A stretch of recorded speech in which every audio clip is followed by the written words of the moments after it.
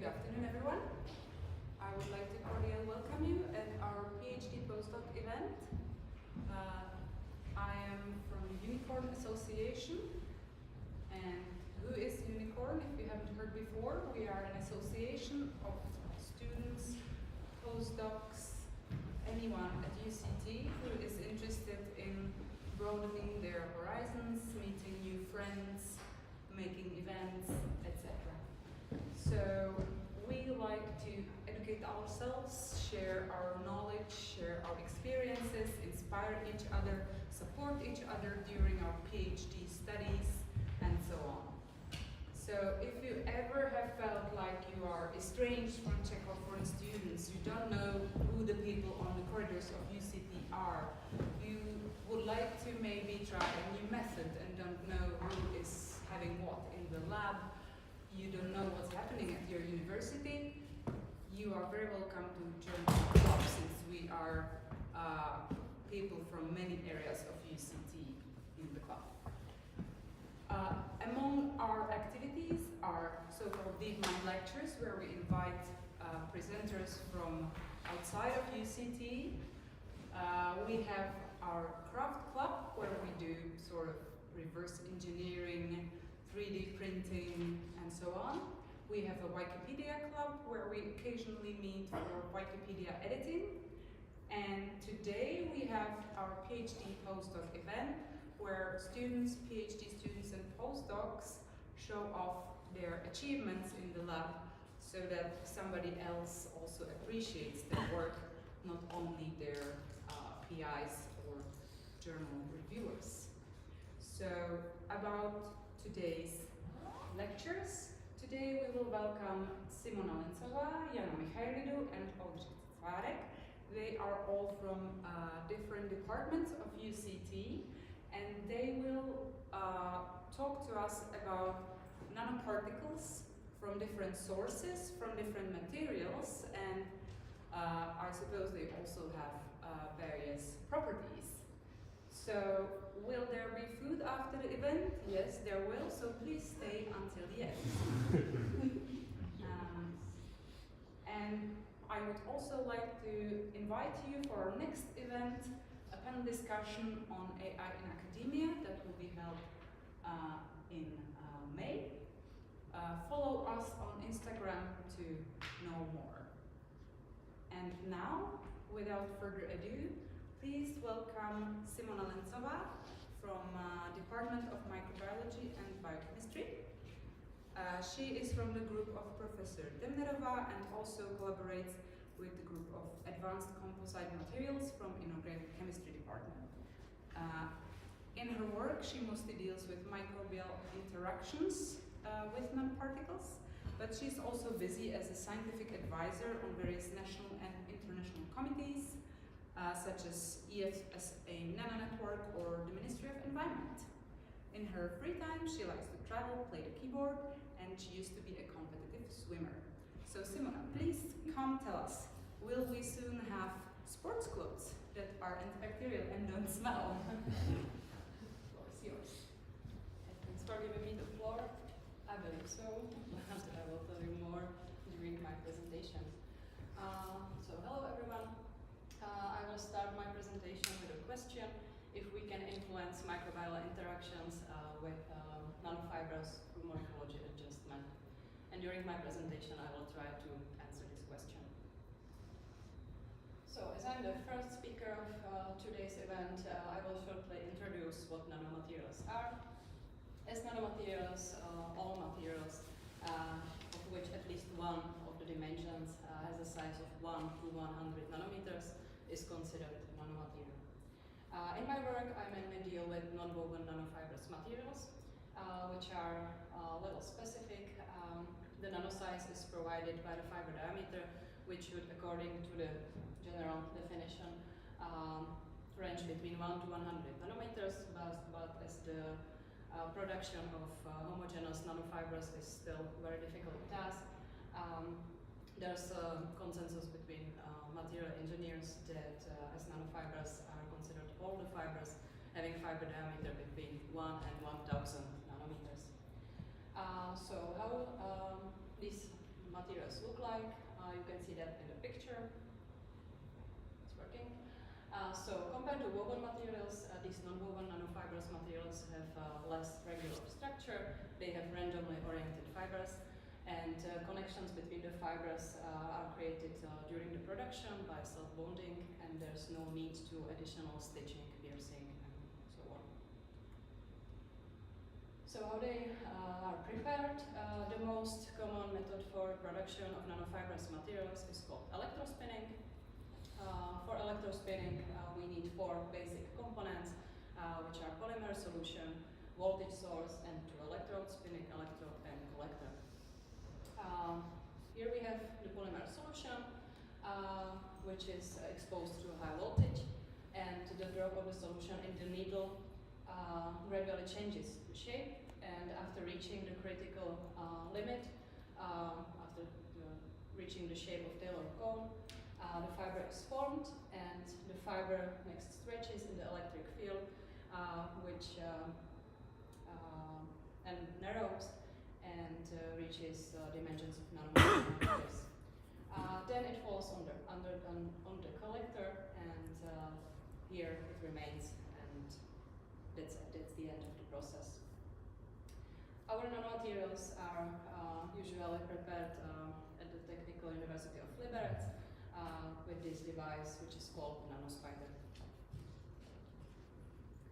So what's special about nanofibers?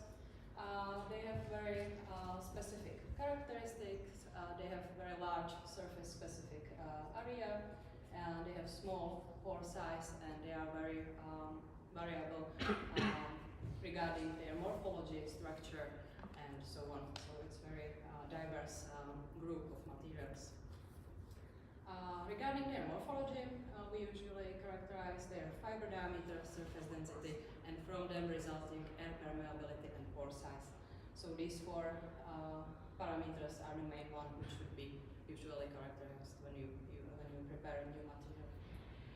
Also, they differ in their surface. You can prepare various nanofibers with structures as you need. So in this picture you can see various types of structures. So we can have smooth fibers, structured ones like porous or with these sharp structures on the surface, and also fibers with hollows. So it's really very diverse with materials. Now let's talk about the connection of nano and micro worlds, and about the interactions of nanofibers with microorganisms. As was already said, the interactions between nanofibers and microorganisms are my main point topic. So let's move to this. There are many different types of interactions between nanofibers and microorganisms. I will mention here the 3 ones which you all can easily imagine, I guess. So it's the influence on microbial growth, inhibition or support, biofilm formation and retention. Inhibition of microbial growth is usually provided because of the functionalization of these nanomaterials with some kind of antimicrobial substances. In this picture you can see our materials electrospun from polyamide, which are functionalized with chlorhexidine. After the cultivation with bacteria, these materials inhibited bacterial growth, and inhibition zones formed around the material. Also, scanning electron microscopy analysis confirmed that these materials are, after cultivation with microbes, still clear. There are no bacterial cells visible in the structure of the materials.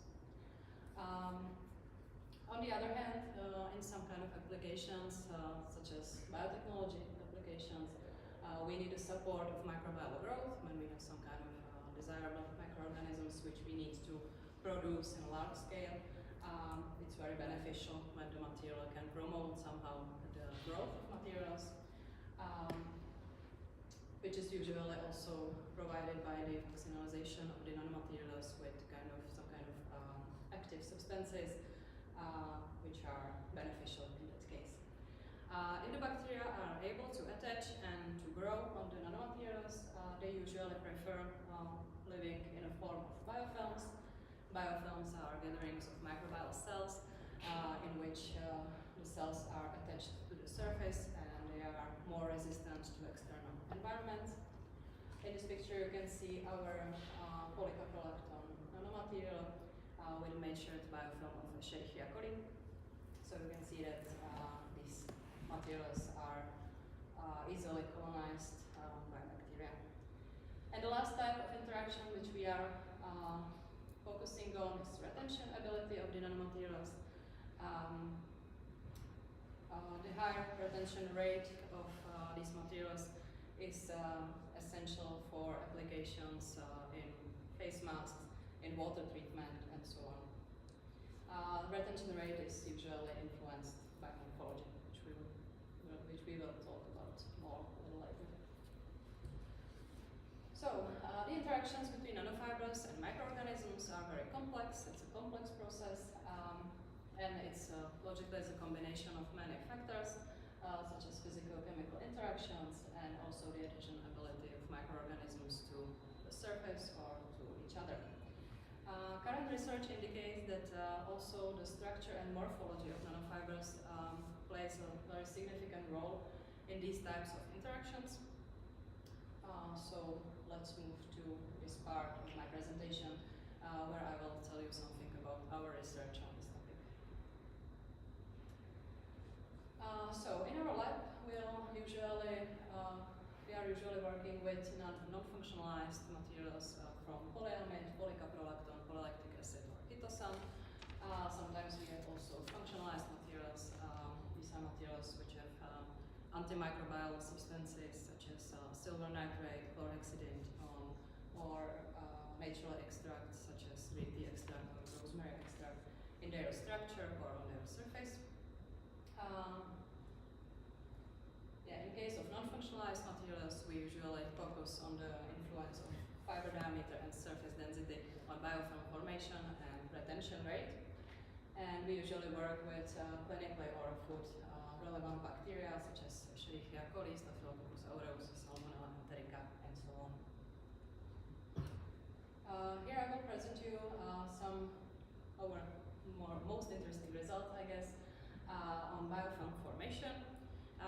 We have a set of polyamide nanofibrous materials which differ in their morphology, fiber diameter, surface density, and 3 polyamide nanomaterials which are functionalized with silver nitrate. We use these ones as controls because this antimicrobial agent inhibits bacterial growth and biofilm formation, so we use these materials for a comparison with our non-functionalized ones.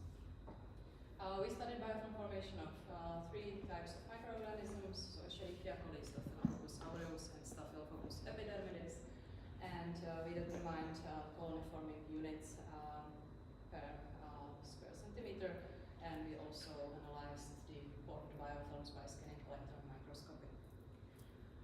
So on the right side, on the right side of this slide, you can see that all the non-functionalized nanomaterials were easily colonized by bacteria, and very strong mentioned biofilms were formed, while the materials which are functionalized with silver nitrate were not colonized, and it's really working as an antimicrobial material.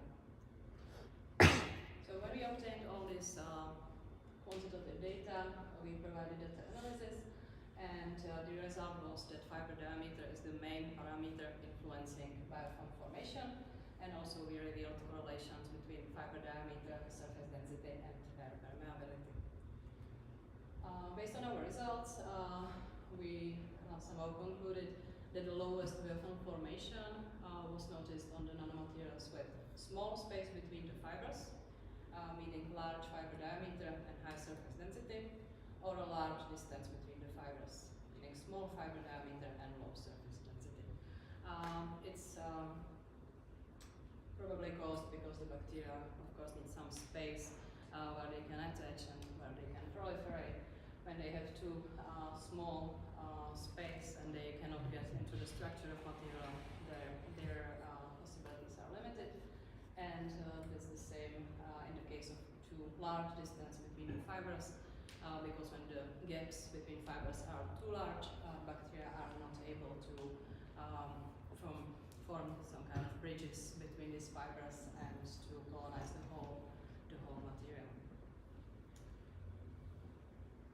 Yeah, we found that the biofilm is formed primarily of thick fibers. I'm not sure if it's visible on in this picture, but when we had materials which were not homogeneous and they had very thin fibers, and there were sometimes only thick ones, so these fibers were mainly colonized. Another interesting result was that one of our tested nanomaterials, which was the one with the lowest fiber diameter, which is determined by the percentage of electrospun polymer solution, and low surface density, influenced biofilm formation equally to the material which was functionalized with silver nitrate. So this is important because we know that we can somehow influence biofilm formation by morphology adjustment, and even if we cannot prevent biofilm formation, we can lower it somehow, and maybe we can also lower the doses of antimicrobials in the structure of materials while maintaining the antimicrobial effect.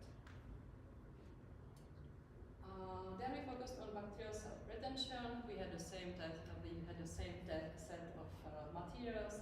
So again, 8 polyamide nanomaterials differing in morphology, and in that case 5 functionalized ones, 3 with silver nitrate and 2 with chlorhexidine. We designed and prepared this kind of glass apparatus, and we filtrate the bacterial suspension through nanofibrous membrane, and we collect the filtrate and quantify the bacterial cells in both bacterial suspension and the final filtrate. So what about the results? I will just quickly mention, as you can see in the last column, the retention was really high. Almost all the materials except the first one, which was the most fragile one, having low surface density and small fiber diameter. This one didn't retain all the bacterial cells, but all the materials were very effective.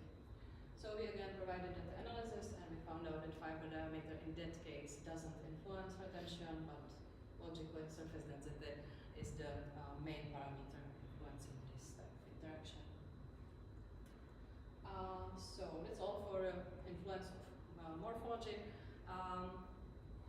We also repeated these tests for different types of materials, and we are not able to tell you the final general conclusion. I think that as it is a very complex process, it differs for different materials because also the characteristics of these materials are different, and there's definitely need some kind of more detailed research to better understand all these interactions. In the last part of my presentation, I will just briefly mention that we are not focusing only on morphology, but also on the structure of materials, because previously I already mentioned that structure is also important. We have an ongoing project in which we are focusing on inspiration from nature, because in nature we have many types of antibacterial surfaces and structures. So I will show you our 2 materials which we are taking inspiration from. The first one is rose petals. In literature, this structure is considered to be very effective in inhibiting bacterial adhesion and so on. So we are testing the influence of this structure to bacterial adhesion and biofilm formation. And here on the right side, you can see our new polycaproaton fibers, which are trying to mimic somehow the rose petals.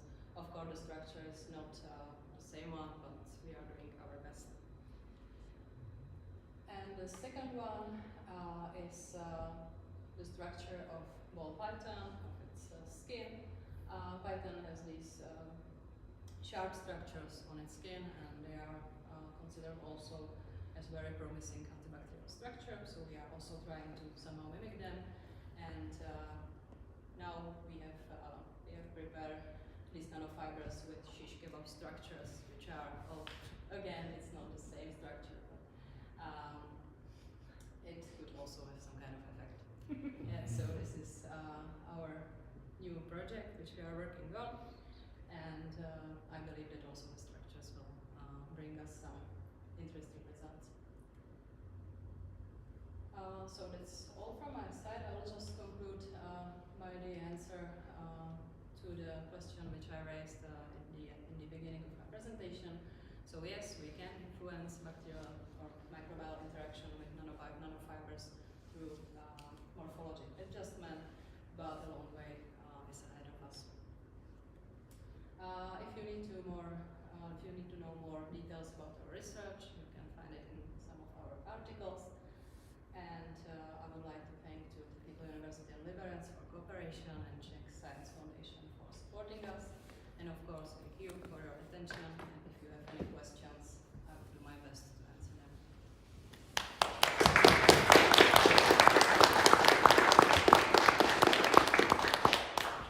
Okay, so thank you very much for a really nice talk. Do you have any questions? If you do, I will bring you the microphone.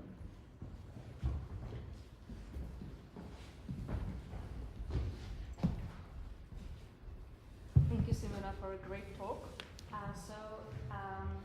My question might be a little bit stupid, maybe, but have you ever observed that the bacteria use the nanomaterial, the bare nanomaterial, as a kind of source of nutrition? So if you observed some digestion.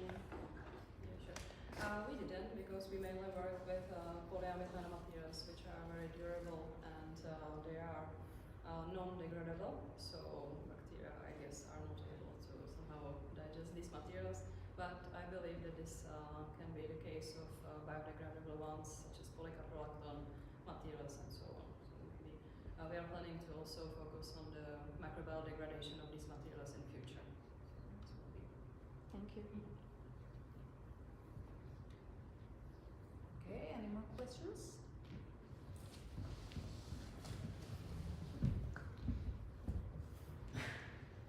I would like to ask what was main diameter or typical diameter of your filaments or fibers? Of the fibers.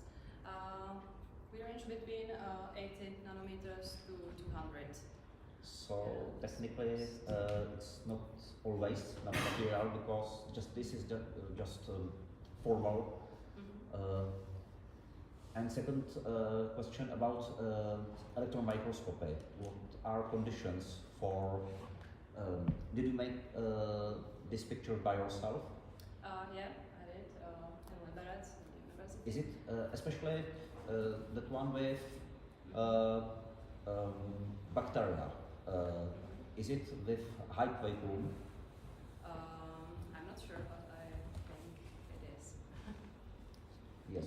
It's interesting because electron beam sometimes degrade organic matter. We observe this in the case of python skin and so on, but not in the case of synthetic nanofibers. Okay, thank you. Thank you very much for your talk. I'd just like to ask, you mentioned modification of the material by some extracts of rosemary and stuff. I'd like to ask how is it, how this is done? It does not leach like during the manipulation with the nanomaterial. Yeah, well, these materials are prepared with the polymer solution is mixed with this extract, and it's electrospun, so you have the fibers. So it's entrapped in the material itself. Incorporated into it during the preparation process, so it should be the most stable modification in that case. Thank you very much. So I have a follow-up question. So do you have, can you somehow check what's the cover of the functionalization of the material, if it's equal across the material that you apply on the plates or on the bacterial culture, or can you Do you know what's the concentration level Yeah. across the material? Yeah, we estimate the concentration based on the weight percentage of the extract which is added to the polymer before the electrospinning. So we don't know what amount of the extract in that case was added into the polymer, and then we somehow estimations. It's actually not my expertise. It's done by our colleagues in Lebaret, and you have some methods for it, but I'm not sure how this is defined actually. Okay, thank you. Okay, any more questions? Thank you. Maybe I missed it, but can you explain me how did you prepare the structures of the biofilm fibers? Yeah, the structure ones. Also was done by colleagues in Lebaret, but it's done usually in the case of Python inspiration that you have your smooth fibers and then you're applying some kind of additional electrospinning procedure with specific parameters that I'm not able to tell you now, but it's kind of making these structures as a post-treatment of the smooth fibers. And sorry, maybe you explained it before, but can you explain me once more how did you prepare, or your colleagues, the structure of frozen ware? It's only about the concentration of some. You mean the functionalized materials? Yeah. Yeah, as I said previously, it's kind of mixture of polymer solution with this extract, and then you just electrospin Really? this whole. Sorry, I'm really surprised. You only give the extract to the polymer, and then you become. Then you have the structure with these. No, these fibers are smooth. They are not structured. When we are making structured fibers, we are not adding any kind of extracts into it. It's just yeah, some kind of post-process treatment by the additional electrospinning. But as I'm not. So you don't know which. Which step? Just another research. Yeah. Sorry, thank you. You're welcome. Okay, so. Hey? Okay. Actually, thank you for nice and interdisciplinary talk. I just would like to ask you, what would, if it's known, or there are some hypotheses, what would be behind that pack-proof property of like rose surfaces? Well, yeah, it should be just this structure because they have some kind of optimal size and I don't know spaces between them. But it shouldn't be only by their chemical composition because we are also testing the influence of some of the this composition of bacteria, and it's not antimicrobial at all. So then we focus on the structures and we use the whole rose metals for that. And well, it's just a collection of natural samples which we have kind of found in literature, and they seemed interesting. So. But still, it's not known actually was the whole process which is responsible for this inhibition of bacteria. Okay, thank you. And just technical one, do you collaborate with Jana Michailidu? Yeah. Okay, so if you have any more questions, please stay for the meet and greet.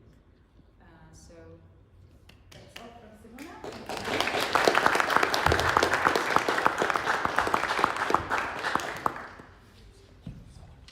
We will now take a small break to prepare the second speaker.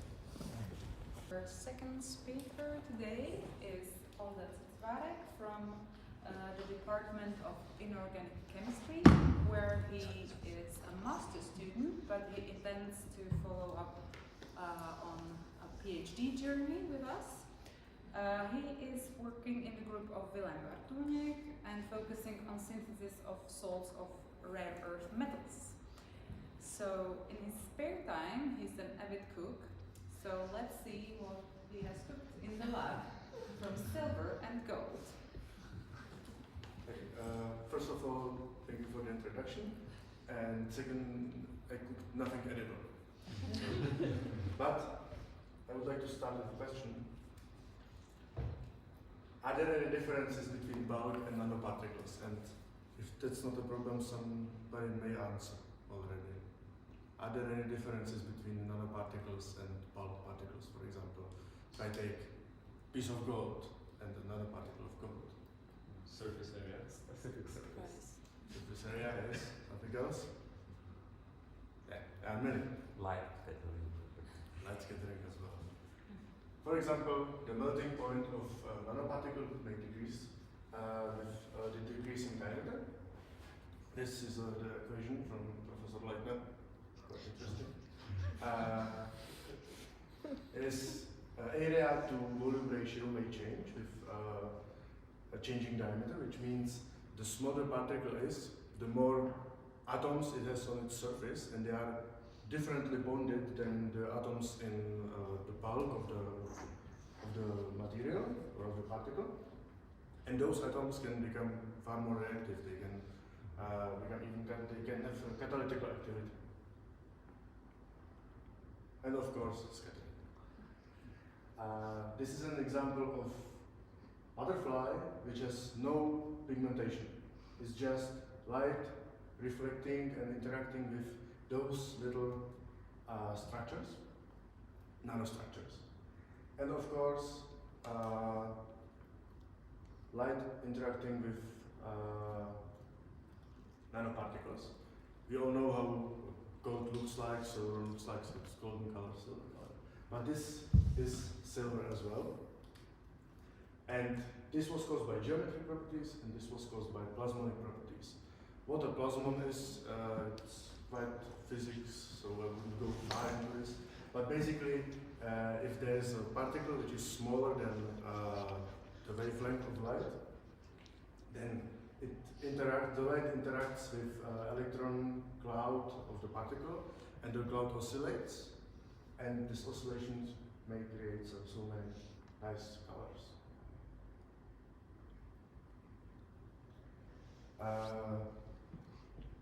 There are many different shapes, sizes of nanoparticles, and of course there is quite a problem of characterizing them, because, for example, in the previous lecture 2 weeks ago, the dynamic light scattering was mentioned, but it only applies for spherical particles. You cannot measure, for example, 2D nanomaterials or some rods. They cannot be measured by dynamic light scattering. However, you could measure the size of nanomaterials and nanoparticles with UV spectrophotometry or scanning electron microscopy, which brings me to this picture. This is zinc oxide tetrapod, and there is a question: what is a nanomaterial? Because this diameter is roughly 10 micrometers, but this little tip can be considered a nanomaterial, and between researchers, those tetrapods are considered nanomaterials, but you wouldn't measure them with dynamic light scattering. So you can use, for example, in X-ray diffraction by using Scherer equation, which can tell you something about the diameter of nanoparticles as well. So that's just the basic knowledge. What are the applications of silver nanoparticles? There are many. You can use them in anti-tumor, anti-fungi, dentistry, even surface-enhanced Raman scattering as well, which is current topic of scientific research and can be used for detecting even so small quantities of molecules. It can have just one molecule and it can be detected by Raman scattering. It looks like those nanoparticles can be cured for everything, but like I said, it's in the base of research. So you can find nanoparticles in socks, you can buy them, but it's of course not cure for everything nowadays. The same goes for gold nanoparticles. They are known in medieval times. There are examples of glass where there are nanoparticles of gold which create such a nice color. You can use those properties in chemistry and physics as well, because nanoparticles of gold create so many different shapes and shapes that no other metals can, and therefore they can be used in many of those applications. For example, drug delivery, radiotherapy, and so on. What we did in our lab was you have basically two approaches how to synthesize nanoparticles, either bottom up or top down. Top down would be shear force milling or exfoliation of some lab materials. What we did was a bottom up approach where we used basically tolerance reagent, but we enhanced this process by using surfactants, which means we stopped the reaction or the growing of those nanoparticles to form this bulk particle by stabilizing them with surfactants. We use this for veterinary applications, into drops into ears and eyes, and so far we have been quite successful since we received no complaints from our patients. Which brings me to questions: are there any risks? Of course, if you eat silver dust or silver nitrate or something like this, you may end up like this man. But we don't eat it. I didn't eat it, and I don't feel blue or something like that. I don't look blue. So I wouldn't be afraid of becoming something like this. But there is, of course, some probability that this might have happened, or it might get into environment. But honestly, I cannot imagine so many quantities of gold going into environment that somebody wouldn't collect them back because it's money, it's profit. And okay, we can say silver isn't that valuable, but silver is also very reactive, which means it reacts with almost everything. Sulfur, oxygen, so it becomes a harmful byproduct. Okay, thank you for your attention.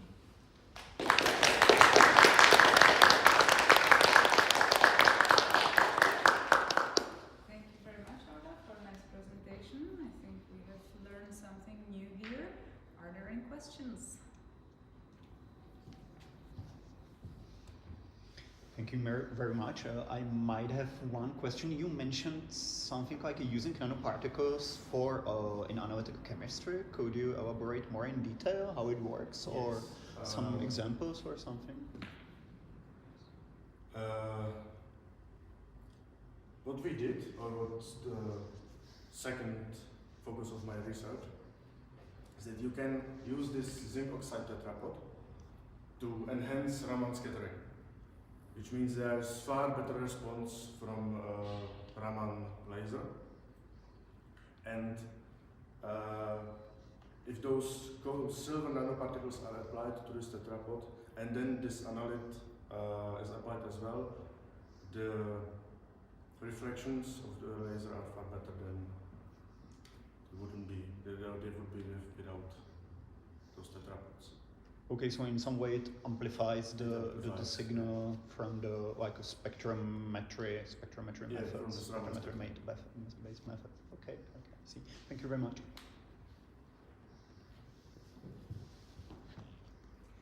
Thank you very much for the talk. So my question is about the risks of using nanosilver and nanogold in medicine. So as far as I know, at higher concentrations or during longer exposure, both gold and argon silver are toxic, yeah, which would lead to bactericidal effects on bacteria, which sooner or later would develop into antimicrobial resistance, most probably, right? So do you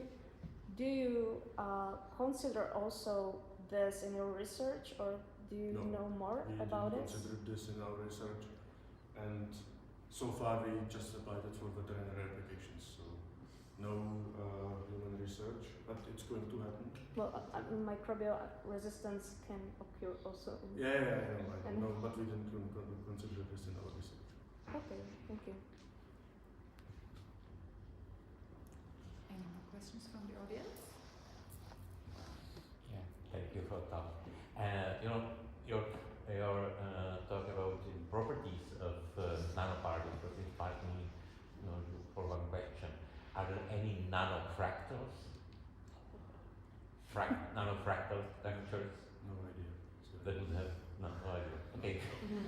It just came to my mind because just recently has been discovered citrate synthase, an enzyme from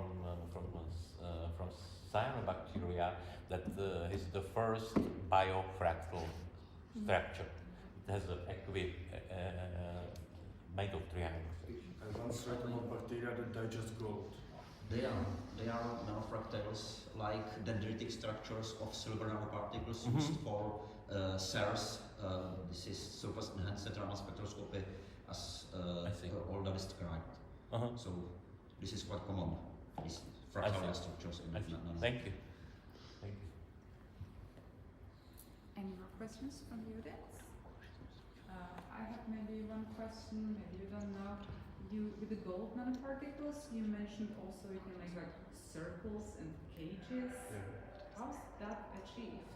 I don't know all those circles and cages, but I read about dog bones, and it's achieved by etching, because like I mentioned those properties at the beginning, the area to volume ratio, and the nanoparticles or the atoms on the edges have different properties than the atoms in the bulk of the particle, and they may be etched differently. So they are etched better in the middle than on the edges. So it creates a dog bone. I see. Very fascinating. Any more questions from the audience? Well, if not, thank you very much for your talk.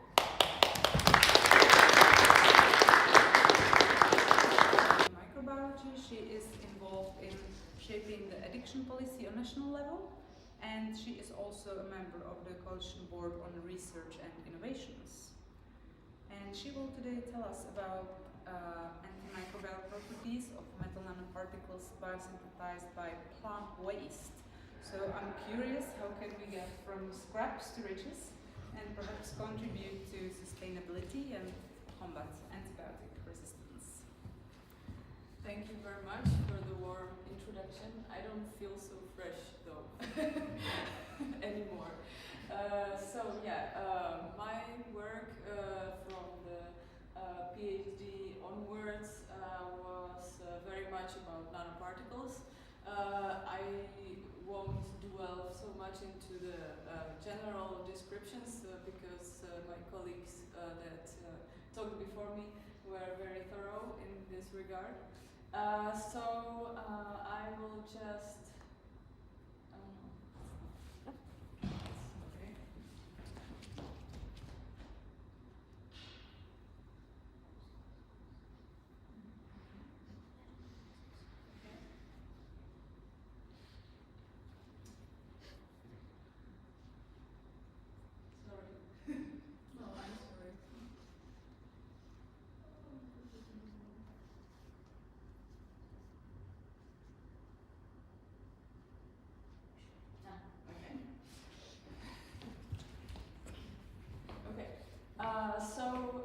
I will just start by talking a bit about why we do it at all.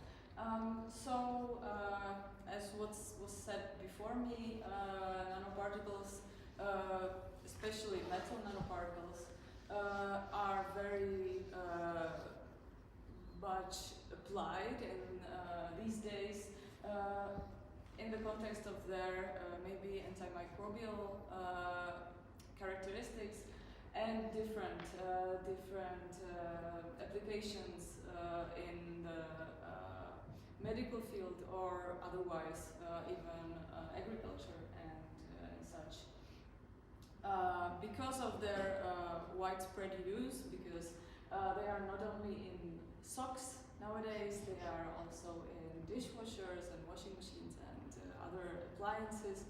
And there is a growing need for nanoparticles in the industry and also in other fields in research. This is why not only us, but many researchers around the world are trying to figure out some different methods of producing metal nanoparticles while using less energy or less toxic substances in the process. This is where green synthesis methods came to be. There are many different routes of green synthesis of nanoparticles. Microorganisms are being used, bacteria, yeast, all of them basically. There are productions using whole plants, but also there are productions using plant extracts. We went this route, and we also didn't like that some of the studies were using, for example, food for the production of nanoparticles, like, for example, grapefruit, and other products that could be used in other ways better. So we focused on using waste from the agriculture for the production of these antimicrobial agents. So, as I was saying, this was our effort to find some economically and also ecologically viable route of production of nanoparticles. We were trying to produce different metals. In the beginning, we did a lot of screening experiments. We were experimenting with silver, gold. We were also doing bimetallic nanoparticles with gold and silver in them. We were using zinc, copper, and other materials, but all of them metals. As it seemed, the silver nanoparticles and the bimetallic nanoparticles were working the best, and that's why we continued with these metals in particular.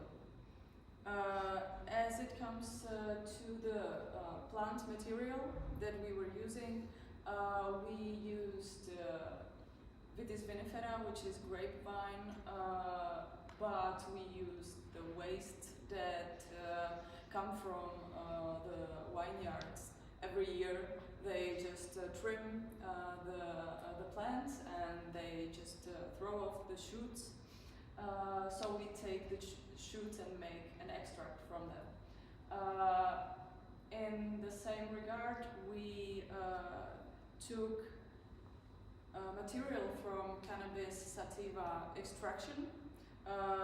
They take the CBD plants and they extract the cannabinoids from it, and then they have this waste material that is still full of biomolecules that can be used. So we took this waste product from the extraction and then further extracted it and used it for the production.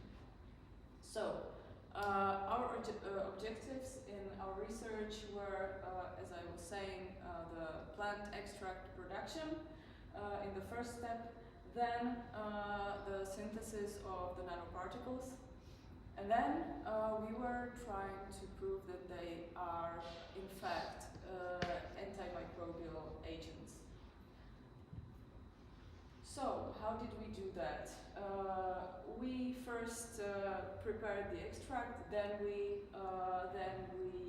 produced the nanoparticles.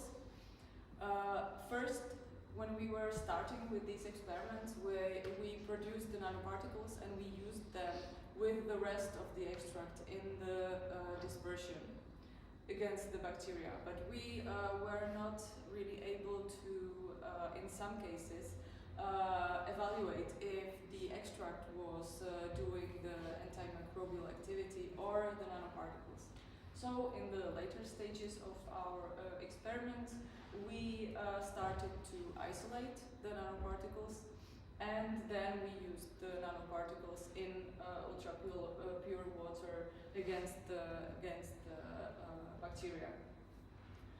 Then in the last stage, of course, there were antimicrobial tests done on different strains or different species of bacteria. To be a little bit more concrete, as I said, the plant matter, if it was the vineyard shoots or the extracted cannabis, we then extracted it more with 40% ethanol. We left it to macerate for 24 hours, and then we microfiltered it so it was sterile for later use. When we were producing the nanoparticles, we mixed the plant extract with a metal precursor. This means a solution of metallic salt of your preference. So we used some precursors for gold, some for silver and such. At first we did also these screening tests, which were done to find the best ratios of the plant extract and the concentrations of the precursors, because we wanted the highest possible concentration of the metal in the dispersion, but also we didn't want the dispersion to lose its stability, because in some of the concentrations of the reactions then we got a dispersion that agglomerated very easily and it wasn't very stable long term. So this is how we found out the best ratios to produce our nanoparticles. And then when we produced them, we isolated them by centrifugation. After that, just a few times, because the analyses are very pricey, so we don't do them every time, but we've characterized the nanoparticles that we prepared this way. We used all the methods that were already mentioned.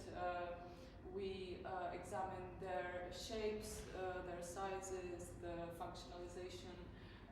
We explored the crystalline structures and so on. By that we somehow knew what we were working with, and then we went to testing their antimicrobial activity. We focused on these microorganisms that are either pathogenic or opportunistic pathogens. So there is this group, escape, which is some gram-positive bacteria, some gram-negative bacteria, but a lot of them are very much in the antimicrobial resistance zone. So these are the targets for coming up with different routes of their eradication. And we did these tests on them that are named here. It is that we were searching for minimal inhibitory concentration, which is the inhibition of planktonic cells, which means the cells are just like floating in a solution of medium. And then we were trying to find a concentration that would prevent the bacteria of adhering to a surface and forming a biofilm, which was already mentioned today. And then we were trying to find out if our nanoparticles have bactericidal capacity, which means basically that they are dead. They can't be resurrected even if they are moved from the activity of the nanoparticles. So these are all the tests that we have done, and I won't bore you with all of the results. I just will show you some examples of how our results look like. Of course, for different nanoparticles, the the activity is very, very different. The gold nanoparticles are not very much inhibitory. That's why we don't really continue testing them anymore. But the bimetallic ones are very much inhibitory against at least gram-negative bacteria.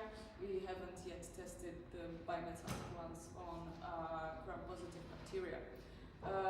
Why we are testing the bimetallic nanoparticles, even though the silver nanoparticles are more active against the bacteria?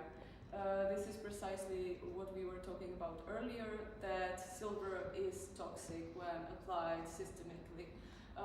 The part of gold that is active against the bacteria is helping us lower the concentration of silver needed for the same antimicrobial effect. So this is what we are trying to achieve. Okay, so these, I'm sorry, the graphs are in Czech. I didn't have time to to do them in English. But these are the results of my students, and this is, for example, this is Pseudomonas aeruginosa. This is a clinical strain that has its genome sequenced. That's why it's worked very much with in literature. And these are the same results, for example, but this is just a graph of the growth of the bacteria in the end, and this is the growth curve in 24-hour span experiment. So this is basically how it looks like when we work with silver nanoparticles in our experiments. The bimetallic nanoparticles can be a little not so cohesive. So maybe in higher concentrations they can agglomerate in the medium, and then the antimicrobial effect is lowered. So these are some challenges that we face with bimetallic nanoparticles. Silver nanoparticles, not so much. This is the photos of the bactericidal activity experiment. This is the control. This is the first concentration, which is the minimal inhibitory concentration, and these are the multiplicates of this concentration. This is Enterobacter cloacae, and this is Klebsiella pneumoniae. These are the results of our biofilm experiments. As I was saying, we were trying to prevent the bacteria from adhering to the surface and from forming a biofilm on the surface. On the graph, you can see that we checked different factors. We did an NTT assay, which deals with metabolic activity of the microorganisms. We did crystal violet staining, which basically tells us the total biofilm biomass in the well. And then we did basic optical density, which tells us how dense the suspension of the well was above the biofilm. So in this picture, we can see that the nanoparticles were active, and they we seen some inhibitory activity from them regarding the metabolic assay. But we also see that the biofilm biomass remained the same. This sometimes occurs when the bacteria are trying to protect themselves from the nanoparticles by producing more exopolysaccharides and other molecules that will guard them from contact with the nanoparticles, which would damage their membranes. These are results for Klebsiella. Here we see that the nanoparticles were more inhibitory than in the previous example. We see that the metabolic activity was inhibited and also that the biofilm was inhibited, or the biofilm formation was inhibited. I didn't want to show too many results because it would be too much time. But these are some examples of how our nanoparticles work. For the future, we will try to experiment with the bimetallic nanoparticles because we haven't done so many experiments with them yet in their isolated form. And also, we still are trying to figure out in more detail which molecules from the extract are really on the surface of the nanoparticles, because we know not much of how the nanoparticles are formed, and for example, if some of the molecules that are stabilizing them could be also synergistic in their activity against the bacteria. So, in conclusion, we produced nanoparticles with waste extract from agricultural produce, and we also managed to get substantial antimicrobial activity out of them. Thank you very much for your attention.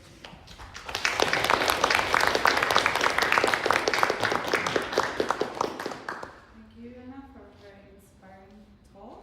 Are there any questions from the audience?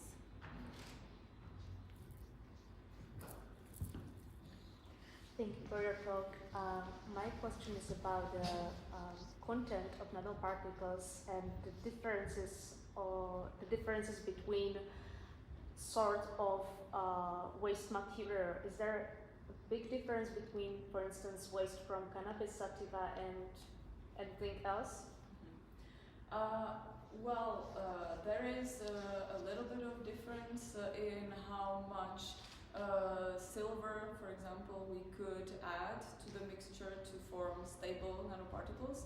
The cannabis was not so keen on preserving the silver, so our solution or dispersion was not so concentrated, the solution that we then used for the experiment. But in the experiments themselves, the cannabis nanoparticles were more efficient in the inhibition than the vitis nanoparticles. Mm-hmm. So, yeah. So that's why you focused mostly on cannabis. Well, I wouldn't say we focused mostly on cannabis, but I feel like this is more interesting in the sense that this is a material that was already extracted, and this is like a waste of a waste, and it's still usable and still very much giving us the results we need. So, yeah. Thank you. Thank you. It's my life, actually. Just a maybe technical question or crazy idea regarding your planktonic assays. Mm-hmm. Have you ever tried to spike the culture with nanoparticles, like at the early logarithmic phase, when it starts to grow, just to see, it stops growing? Oh, so if we tried putting the nanoparticles in there after some time of growth? Yeah, after lag phase. Oh, okay. No, we didn't try that. Okay, Good. interesting. Okay. Thank you.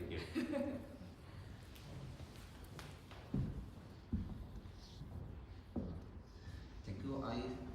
I think probably your extracts or your ethanol extracts are quite cheap for use, but typical reduction agents like citrates or ascorbates for silver or gold nanoparticles are cheap as well. Are your nanoparticles advantageous or in some way in comparison with typical silver or gold nanoparticles synthesized by from pure chemicals? When we compare the activity of our nanoparticles, we usually compare them with the synthetically produced ones, not so much with the ones produced with other biomolecules. But they compete, they have the same or better activity against the bacteria tested, but also they have a very long shelf life. They are stable for example, 1 year without changing in room temperature. You mean colloidal stability? Yeah. Oh, okay.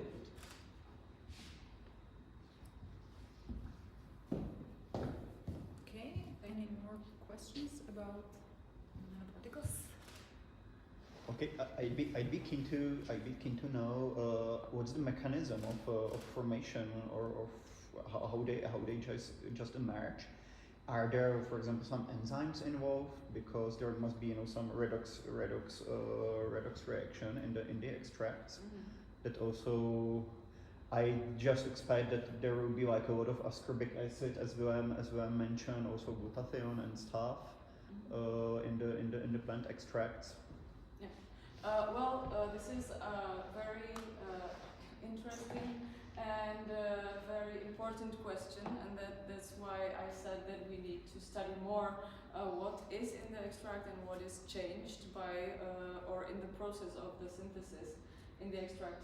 But from what is known from the literature, there are reducing sugars in this, there are proteins, peptides, there are also polyphenols, which are mainly then used in the stabilizing phase, and a lot of different molecules are being used in the process of the synthesis. Finding out the mechanisms in using the plant extracts is very difficult, because it's even difficult to analyze the extract as it is, to say what is in there in the wholeness of the solution, and then to even say what was used as a reducing agent, what was used as a stabilizing agent. What we have are Fourier transform infrared spectra before of the extract, before the synthesis and after, so we can say a little of what things changed, but this is too little to say which molecules came to the reduction, which were used in the stabilization, so we don't know. Because I would be also sorry. What's the batch sensitivity of the synthesis? Because I would expect that the branch litter can differ from year to year and batch to batch. Yeah. Also, we were in the beginning. We were experimenting with different cultivars of wine, and they also differed in their capacity to produce nanoparticles. That's why we, in the end, started using mixture extracts, so as to stabilize the results of our synthesis. Mm-hmm. Thank you. Thank you. Okay. More questions here? So you use wine and cannabis? Together? No. I just mean no. I just mean we had different sources of the waste, and we mixed the shoots together and made like a mixture. Did you try beer? What? Did you try beer or beer waste? Like hops? No. That's more like, for example, some waste beer or root, some non-consumated beers. Oh, okay. So. The point is that this should be a very simple and industrially feasible. So we were trying to look at dry, easily stored materials. So this, I don't think so. But it's interesting. Maybe someone should try. I did it for. Okay. Thought so. Okay, so any more questions? Well, I'm sure you will stay for the refreshments and maybe ask all our speakers later on. So thank you. Thank you very much.